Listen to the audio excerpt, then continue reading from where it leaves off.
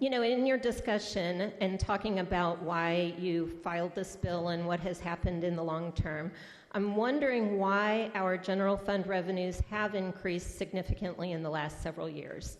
The average general fund revenues from 2007 to 2017 in 2022 dollars were $11.9 billion a year. But general fund revenues for 2022 were $14.7 billion. So why have revenues increased so significantly? It is my understanding that a significant portion of the increase is due to the impact of the federal stimulus dollars as well as inflation.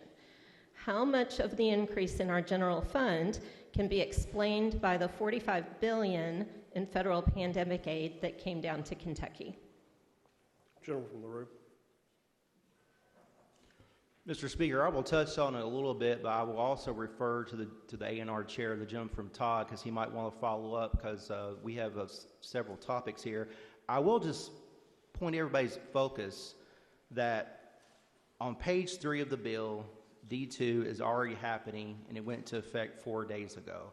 We're just codifying the language. D3 is what we're actually talking about today. To answer the lady's question, Mr. Speaker, since 2017, we have put forth huge economic policies conducive to growth for the Commonwealth of Kentucky. This is 2023. We are starting to reap the rewards and harvest those rewards, Mr. Speaker. But I will yield to the gentleman from Todd if he wants to follow up. Chair recognizes the gentleman from Todd. Thank you, Mr. Speaker. With all of those things, in addition, if you look at the data, I think that was cited by the lady, really didn't speak to 2017 through the early 20s. And as the gentleman from LaRue said, there were major policy initiatives taken on in January, the first week of 2017. To give an idea how major an impact those things are on revenue and otherwise as we move through time, from about 2000 to 2016, the average economic development in Kentucky ranged about $2.2 billion a year, $2.2 billion. In 2017, at the conclusion, with the changes made by this majority in that first week, that was 3 to 3.5 times that amount. The next year was another record breaker. We continued that path until 2020, and even if you take the last 2 years and add those all up in average, since the changes made in 17, we're at 3 to 4 times the rate of growth on economic development in those prior 14 to 16 years actually. Revenues have continued to decrease. Revenues have continued to increase. We have continued to decrease our expenses. When I say expenses, it's expenses of government, even through some of those changes in 17, that allowed more efficiencies to allow those revenues to grow even further. We anticipate, with all projections given, that will continue, and that is in line with the most recent revised projections of CFG. Lady from Jefferson 32. I appreciate that information. It's very helpful. May I speak on the bill? Yes, ma'am.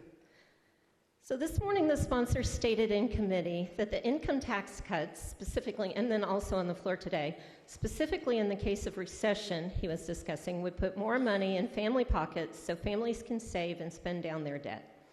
I did an analysis on my own likely decrease in income taxes, and based on my data, I argue that once you consider sales taxes implemented in 2018 and 22, there will not be money to save and spend down debt for most Kentuckians. Once the income tax rate is 4%, my Kentucky income tax will decrease by about $702, which is approximately $59 a month. I will pay additional taxes for dry cleaning, Weight Watchers, pictures I order from Shutterfly, website hosting, and parking. The median household income in Kentucky is $55,454. Half of Kentucky households would have at most $46 a month as a decrease in income taxes.